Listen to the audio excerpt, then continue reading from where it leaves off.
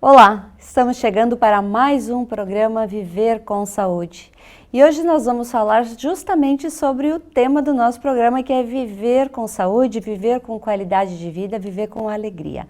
E para falar sobre esse assunto, nós recebemos aqui no estúdio da TV a psicóloga Giovana Nonemacher, e nós vamos falar um pouquinho sobre esse período conturbado que nós estamos vivendo, essa insegurança que bate em todo mundo, não tem quem não tenha o seu dia de pânico, seu dia de ansiedade, seu dia de medo. E no consultório e na rua, todo mundo fala sobre isso, né? O medo do amanhã, o medo do hoje, né, Giovana? Bem-vinda. Muito obrigada, Sandra, pelo teu convite. Vou começar então me apresentando para vocês, pessoal. Meu nome é Giovana Nonemacher, eu sou psicóloga e atualmente eu estou me especializando em terapia cognitivo-comportamental. E isso que tu trouxe, Sandra, é muito real. Realmente, assim, concordo contigo.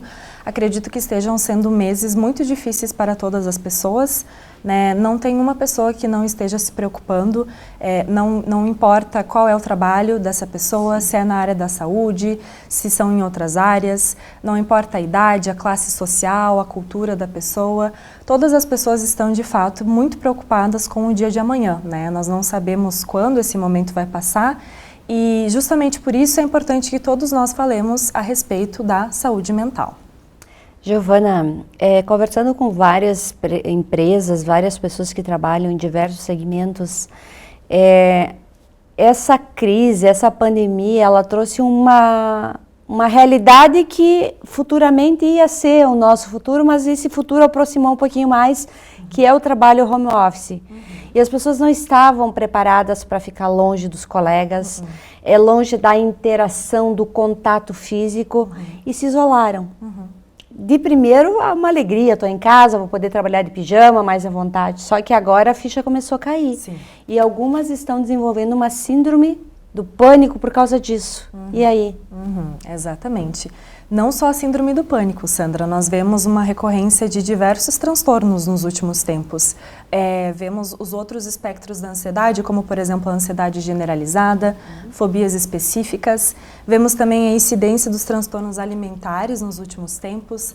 Existem muitas pessoas que desenvolveram compulsões alimentares nos últimos dias, né? Elas estão comendo muito mais do que o normal. Também vemos o desenvolvimento do TOC, o transtorno obsessivo-compulsivo.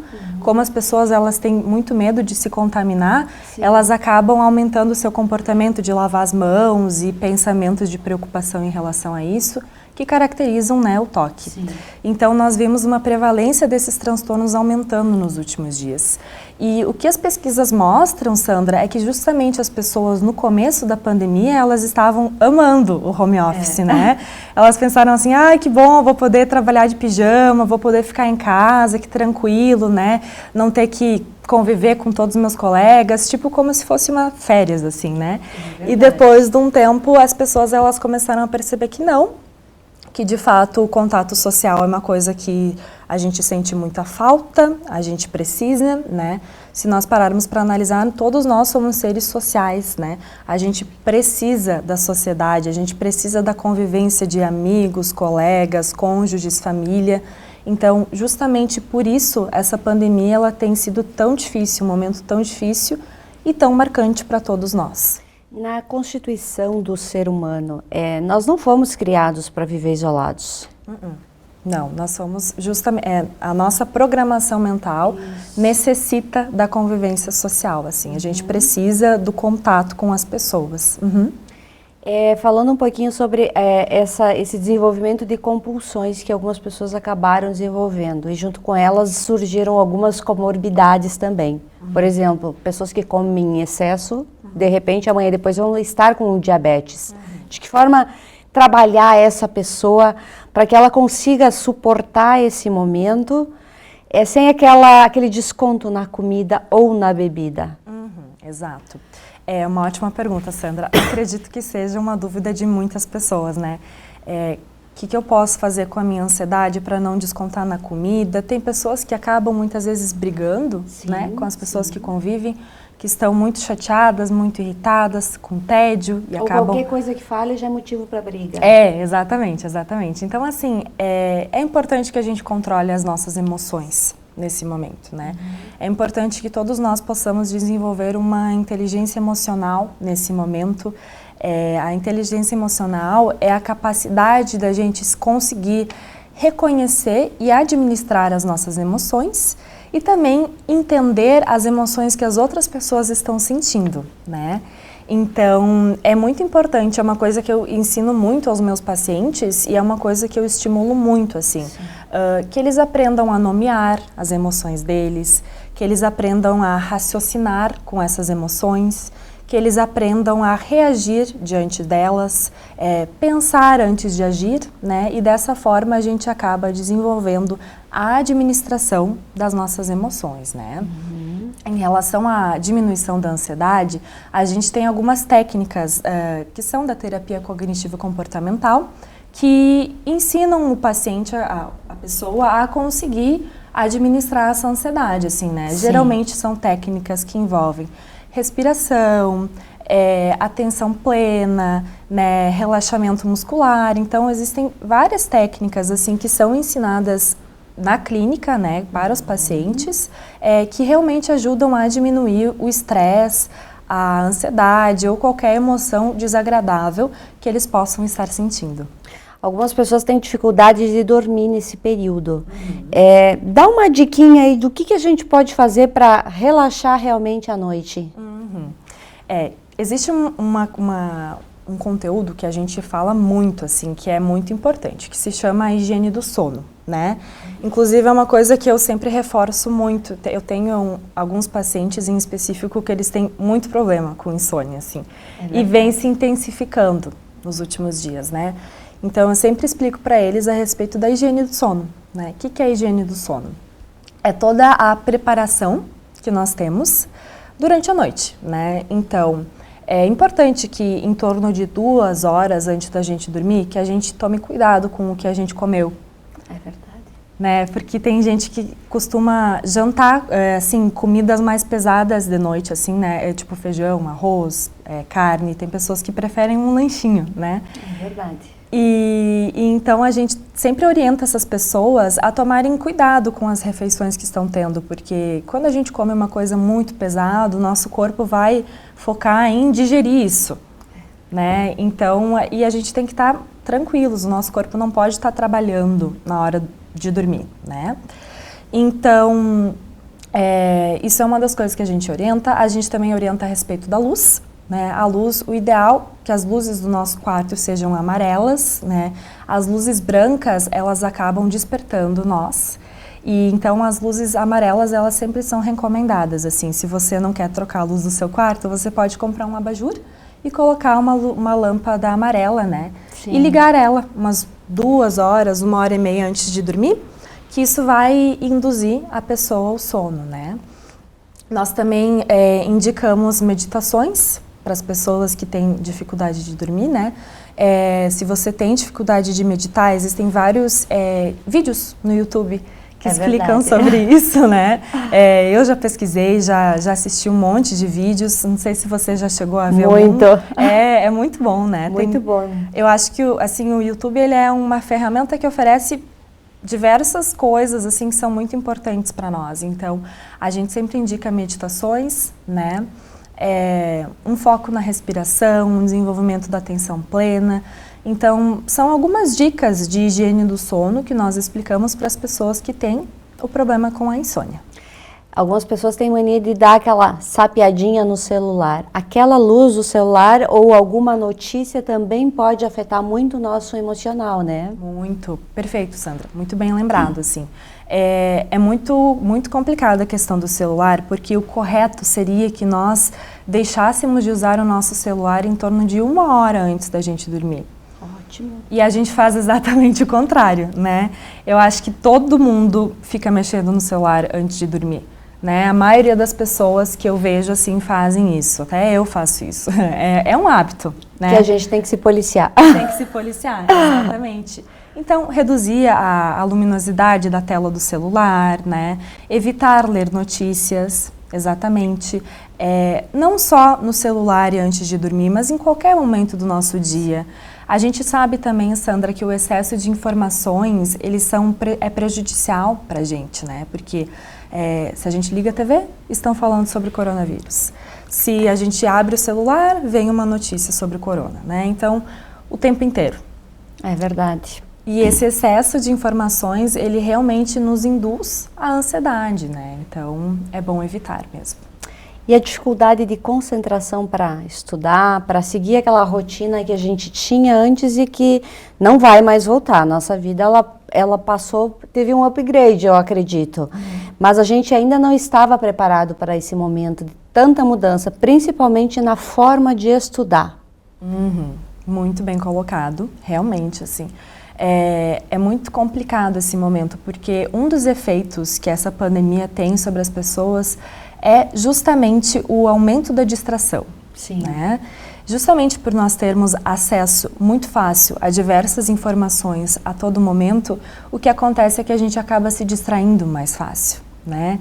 Como também nós temos um nível de diversas preocupações em diversos momentos, a gente pensa a respeito da educação, a respeito do financeiro, a respeito das relações sociais, que a gente não sabe o que vai acontecer. É verdade. Como nós temos, então, muitas preocupações, isso acaba reduzindo a nossa concentração, realmente, assim. Nós vemos também no trabalho que isso leva a uma queda da produtividade, né? As pessoas, por não estarem conseguindo se concentrar, elas acabam realmente baixando a sua produtividade. Sim. E aquele medo constante, vou perder o meu emprego amanhã. Tem pessoas que acordam todos os dias tendo a certeza que aquele dia elas vão ser demitidas. E é grande o número de pessoas, porque as pessoas acompanham o noticiário, sabem tudo o que está acontecendo, acompanham falar que as empresas estão com dificuldades financeiras, isso de certa forma afeta muito. E aquela ansiedade, hoje é meu dia de perder o emprego, e aí? Isso é muito difícil, né? A gente precisa saber se colocar no lugar dessas pessoas, né? Saber se colocar no lugar das pessoas, desenvolver uma empatia, né? Que é a capacidade psicológica de se colocar no lugar do outro, é essencial nesse momento que nós estamos vivendo, né?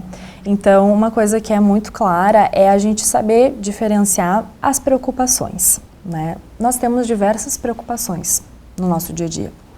Algumas preocupações são produtivas e outras preocupações são improdutivas, né? Então, qual a diferença entre elas? Basicamente, as preocupações produtivas são preocupações que nós podemos fazer alguma coisa a respeito, né? Então, por exemplo, assim, eu estou muito preocupada com a minha alimentação. Acho que eu tenho que me alimentar melhor, por exemplo. Sim. Então, a pessoa pode fazer alguma coisa em relação a isso, né? Ela pode procurar um nutricionista, fazer uma dieta, melhorar a sua alimentação, né? E quando nós estamos falando a respeito da possibilidade de perder o nosso emprego, a gente entende que é uma preocupação real, que é uma possibilidade real, Sim. Mas nós precisamos entender que como preocupação é uma preocupação improdutiva. Por quê? Porque nós não podemos fazer nada a respeito, né? Infelizmente, nós não podemos controlar as decisões das nossas empresas, né, do nosso ambiente de trabalho, né? Podemos lembrar, inclusive, que a qualquer momento da nossa vida nós podemos ser demitidos, né, Sandra? Não só nesse momento de pandemia, mas em tempos normais nós também poderíamos ser demitidos. Então, quando a gente alimenta muito essas preocupações improdutivas, isso realmente diminui o nosso bem-estar mental. Então, nós precisamos tomar cuidado com as nossas preocupações para que apenas tenhamos preocupações produtivas e não improdutivas. Muito bem, nós estamos apresentando o nosso programa Viver com Saúde. A gente vai para um breve intervalo comercial e já retorna.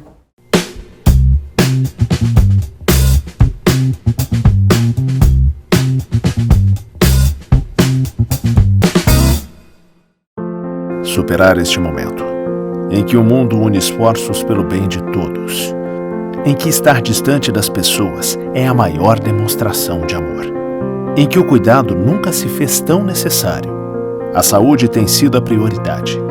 Para nós, ela sempre foi. Somos uma cooperativa de médicos e nos unimos porque temos comprometimento com a vida. Eu busco usar sempre a empatia. Eu me sinto bem, né, em poder ajudar, em saber que a cada dia eu dou o meu melhor. Para mim é mais do que um trabalho, é um propósito, uma missão. Nossa relação com os pacientes, né, sempre foi de doação e esse momento mais ainda. Ela segurou na nossa mão e aí ela falou: eu achava que eu estava sozinha, mas vocês estavam comigo. Então isso foi muito importante para a equipe, né, saber que ela entendeu esse acolhimento. Quando a gente fala assim, o senhor está de alta, ele vibra de uma forma que não tem explicação. Não há como não se sensibilizar diante de histórias e de olhares que depositam em nós tanta confiança.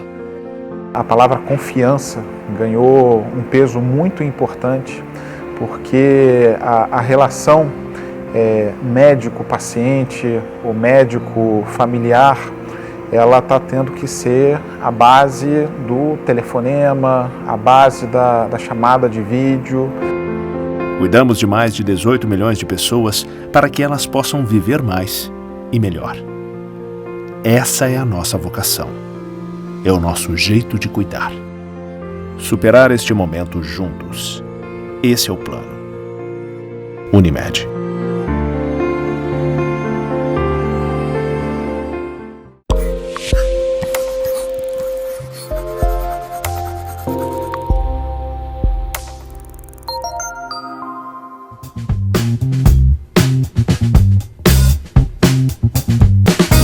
Voltamos com o nosso programa Viver com Saúde. Hoje nós estamos conversando com a psicóloga Giovana Nonemacher e a gente está falando um pouquinho sobre esse período que a gente está vivendo, de que forma a gente pode tornar os nossos dias um pouquinho mais alegres, controlar as nossas emoções, viver bem, viver com tranquilidade, com esse sorriso bonito no rosto que todos nós temos e a gente deve explorar ele todos os dias.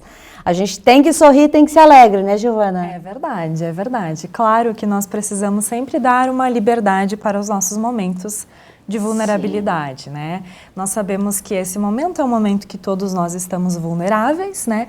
Mas realmente o objetivo é que a gente se fortaleça como pessoas, como sociedade, como indivíduos e dessa forma nós podemos ser mais fortes e mais felizes juntos, né, Sandra?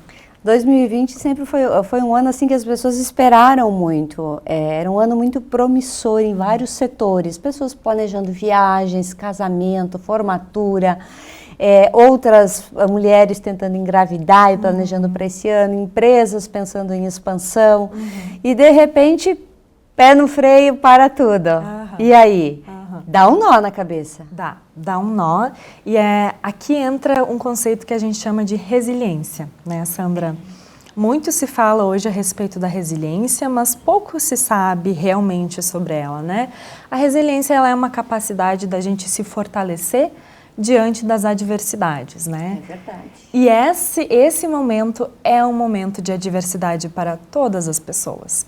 Como você falou muito bem, Sandra, as pessoas tinham planos e todos os planos foram água abaixo, né? É verdade. E infelizmente, assim, a gente vê empresas que gostariam de ser ampliadas, que não vão mais ser ampliadas. Vemos pais que queriam engravidar e não conseguem mais. Ao ponto que também temos pais que estão engravidando, né? Então isso é muito bom, estão aproveitando. Estão aproveitando a quarentena. Os bebês quarentena estão surgindo. Isso, eles estão aparecendo. E, enfim, nós vemos planos de viagens que foram canceladas, né? Eu conheço várias pessoas que tinham planejado viagens incríveis e, nossa, perderam tudo, né? Então, assim, as pessoas elas podem passar por processos de luto nesse momento, Sim. né? Porque o luto ele não acontece somente quando nós perdemos algum ente querido, quando alguém morre, né? Nós sentimos o luto em diversos momentos, em diversas perdas, em brigas, em momentos difíceis. Nós sentimos algumas sensações do luto, né? Então, diante disso, diante dessa modificação de planos, é importante que nós desenvolvemos a nossa resiliência, né, Sandra? A nossa capacidade de aprender com a situação, refletir sobre a situação, ficar um pouco mais introspectivo e fazer uma análise do que a gente perdeu, do que pode ser feito, né? O que isso significa sobre mim, o que isso representa para minha família, né? Então a gente precisa analisar esses planos que foram água abaixo e pensar o que nós podemos fazer a respeito disso. O bom da vida é que a gente sempre tem uma segunda oportunidade. Exato. Quem sabe as viagens não saíram esse ano para ano que vem serem melhores ainda. Exato. Acho que a gente tem que pensar dessa forma, né? Uhum. Mas a gente tem um problema dentro de casa, e eu acho que todos nós em algum momento já passamos por isso, que foi compreender, lidar com os nossos pais, os nossos avós, nesse período em que a gente teve que alterar a voz com eles e dizer: não, tu não pode sair de casa. Quando eles não queriam entender que eles não podiam sair de casa. Exato. E isso gerou um estresse muito grande neles. E na gente também. Porque é difícil tu impedir uma pessoa que tu gosta, que sabia que tinha suas atividades, e de repente não permitir que ela faça suas atividades. Exato. E as pessoas assim que são um pouco mais velhas, às vezes elas têm uma dificuldade em entender o que os mais novos querem falar, né? Então é um pouco complicado a gente ensinar para eles a gravidade da situação, né? Mas normalmente as pessoas que são mais velhas, elas tiveram pais que viveram situações parecidas com a nossa. Verdade. Né? Nós sabemos que a humanidade já passou por diversas crises como essa, né? Já passamos por pandemias, epidemias, já passamos pela AIDS, já passamos pela varíola, já passamos pela gripe suína, pela gripe espanhola, né? Pela peste negra. A humanidade já passou por diversas crises, né? Que afetaram muitas pessoas. Com certeza. E que mataram milhares de pessoas. Então é importante que nós tragamos aos nossos pais e avós essas informações, né? Tipo, pai, você lembra da doença tal, que foi uma pandemia, uma epidemia? Você se lembra a quantidade de pessoas que morreram com isso? Pois é, então, realmente, esse momento que nós estamos vivendo é um momento muito parecido. Por isso a gente tem que se cuidar, tem que se proteger. Então é importante que nós damos exemplos para as pessoas mais velhas, para elas entenderem realmente a gravidade da situação e poderem tomar as medidas necessárias. É verdade. E aquele sentimento de abandono que alguns sentiram, porque a gente passou aí um período que acho que a maioria das pessoas não visitou seus pais. Dia das Mães foi um dia difícil que a gente passou afastado. Por mais que exista a tecnologia, mas é diferente, a gente necessita desse toque, necessita do abraço, do carinho. E isso causou uma solidão muito grande nessas pessoas. Muito. Principalmente, Sandra, a gente precisa pensar que a pandemia, ela intensificou tudo que já estava dentro de nós. Né? Então, se a pessoa ela tinha alguma tendência, alguns sintomas depressivos, sintomas ansiosos, sintomas de transtorno obsessivo-compulsivo, qualquer transtorno psicológico, se a pessoa ela já tinha alguma tendência, alguma inclinação para esses problemas, a situação que estamos vivendo apenas intensificou esses sintomas, né? Então, muito provavelmente, quando nós falamos de pessoas que se sentem abandonadas, rejeitadas, sozinhas, nós estamos falando de pessoas que já tinham um funcionamento dessa forma, né? Já tinha algumas características psicológicas que levaram a pessoa a se sentir assim nesse momento. É verdade. É verdade. O isolamento tem também essa oportunidade de aflorar algumas coisas que estavam ali paradinhas. Por exemplo, a violência contra a mulher. A gente sabe que a violência contra a mulher sempre existiu e vai continuar existindo, tendo pandemia ou não. Mas em alguns casais isso ficou mais evidente, porque tiveram que ficar mais tempo juntos, não teve mais as quartas-feiras de futebol, aí a bebida deu lugar a esse lazer que as pessoas tinham, e isso intensificou uma coisa que estava lá dentro já, né? Exatamente, exatamente. A gente vê muitos problemas familiares e conjugais que vêm se intensificando nesse momento, né?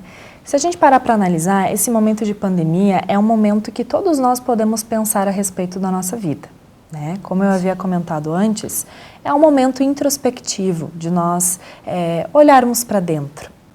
E no momento que o casal ele fica sozinho, ele fica literalmente isolado das outras pessoas, o casal ou a família, eles têm uma chance de observar as coisas que eles não teriam se eles estivessem na sua rotina normal, né?